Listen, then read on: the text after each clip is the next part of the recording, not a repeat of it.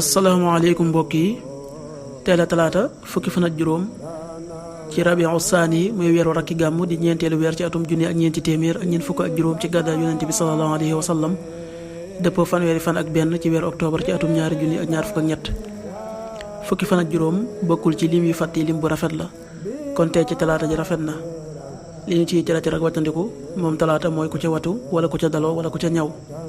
fukki fan ak juróom ci weer wu nekk deesu ca yeggale ab sëy deesu ca tukki ñaanuk bés bi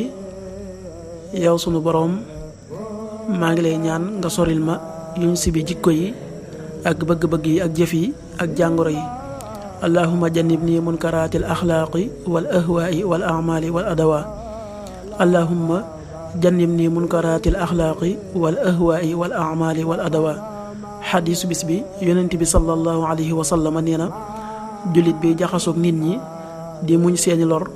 moo gën jullit bi nga xam ne du jaxasoog nit ñi te du muñ seeni lor xadis bi at-Tirmidi nettali na ko qaala rasulullahi sallallahu alayhi wa sallam al muslimu ida kaana muqaalitan annaasa wa yasbiru ala adaahum xayrun min al muslimi alladi laa yuxaalitu annaasa wala yasbiru ala adaahum rawahu Tirmidi.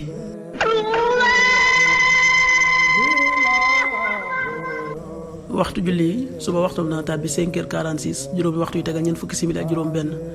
tisbaar 13h17 benn waxtu yu tegal fukki simili ak juróom ñaar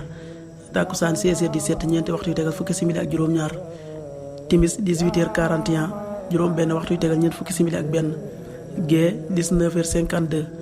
juróom ñaari waxtu yu tegal juróom fukki simili ak ñaar loolu mooy waxtu julli ci Touba ak li ko wër bu fekkee de ko Touba soo ko féetee penku ñaar fukk ak juróom-ñaari kilomètre ju ne wàññil benn simili soo ko féetee sowwu ñaar fukk ak juróom-ñaari kilomètre ju ne yokkal benn simili soo ko féetee gànnaar wala Saalum téeméeri kilomètre ju ne yokkal benn simili jant bi dana fenk 7h01